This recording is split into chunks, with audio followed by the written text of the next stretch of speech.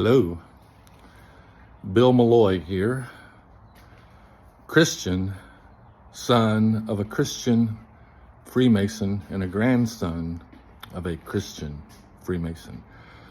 And I've designed an experiment to prove the existence of gravity. I designed it so that anybody could duplicate the results. And I've gone to the hardware store and I spent $90 collecting parts. First, I got a trash can. It's going to serve the purpose of the large tub that I mentioned in the experiment. Next is some 1/2-inch PVC pipe, 5 feet worth. Then I got this little guy. I was thinking I would drill a hole or bore a hole in the side of the trash can near the bottom and screw it in, and then have the 1/2-inch PVC pipe coming out and then angling so that the level could be easily read on the side of the tub. Because I'm working with PVC, I also needed some heavy-duty cement. And just to make things official, the purple primer. Gotta love that stuff. How many times have I had purple fingers after doing plumbing? But a sad thing happened when I awoke this morning and started collecting parts together. Primarily,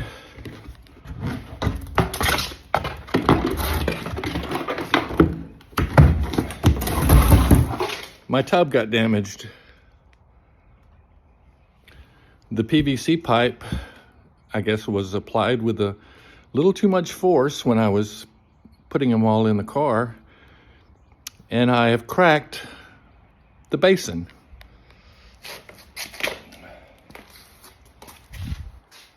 So I've got to repair the hole in the tub before I can proceed. But I think that's a good idea to have a redesign anyway, because a 1/2-inch bore, a 1/2-inch diameter, will probably not exhibit the kind of motion in the level of water that I need. So I hopped on Amazon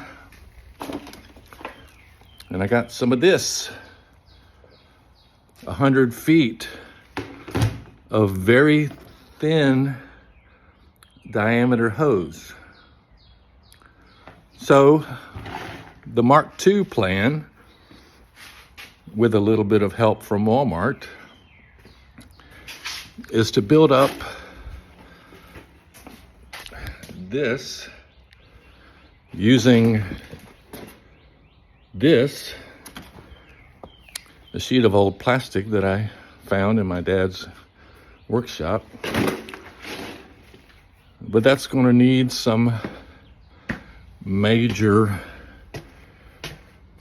adhesive.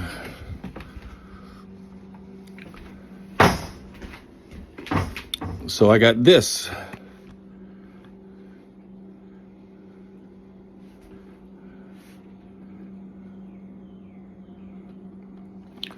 Ultra black gasket maker, Permatex. I got it in the automotive section of Walmart. But if I'm going to affix that thin diameter tubing to my patch, I'm going to need some significant adhesive.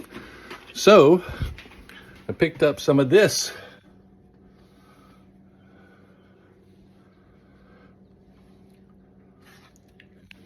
It's called JB Weld, and again, it was in the automotive section, so I'm not sure what they thought that I would be welding.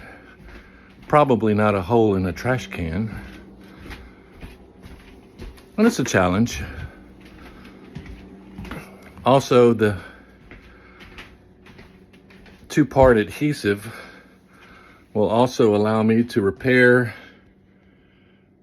this, my dad's Hall of Fame coffee cup. I took possession of it during the Mobile area water and sewer system ceremony. So I will be repairing my dad's cup. So let me take you through the plan, the Mark II plan.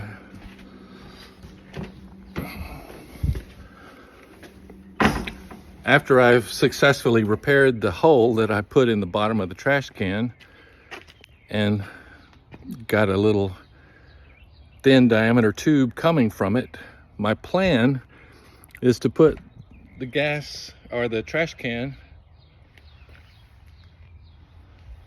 on top of that. It's a footstool from my patio. Then I'm going to take the tubing and send it across the yard till I come up on my clothesline and have the tubing running up the side to about right here. And then I'll put a mark on the level. Now this is a trick that general carpenters, general laborers will use to level things, especially things that have a long span, because the water will seek its own level. So I don't really have to measure the height of the water in the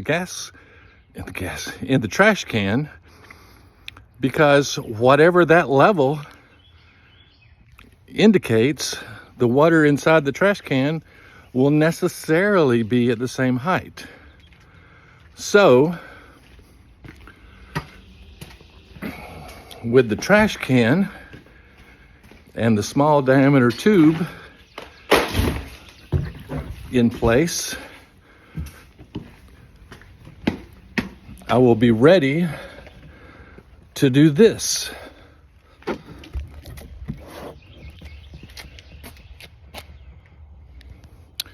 You'll notice that there's a little bit of gap underneath where mass can be added.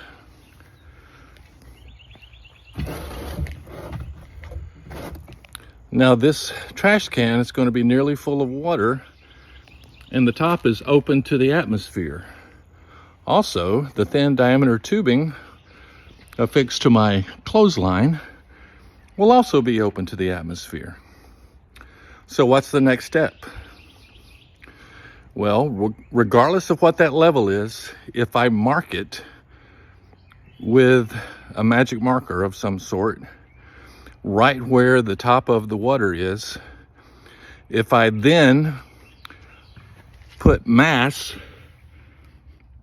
underneath the big tub of water, theoretically, the water will be pulled toward the extra mass.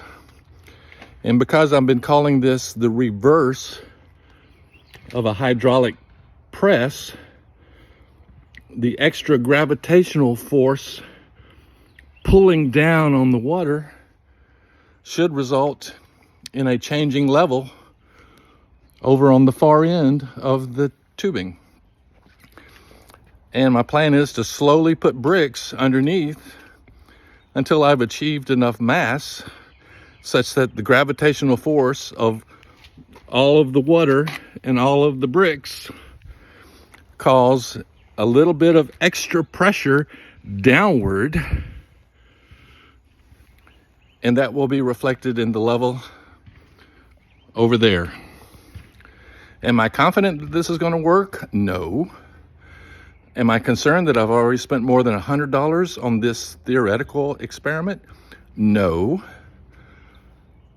Because a good friend of Bob Goodell, Bob Godell, Bob Nodell, Bob, paid $20,000 for a laser gyroscope, and he recorded a 15-degree drift. And I haven't invested nearly $20,000, so small scale, small budget, theoretically possible. We'll see.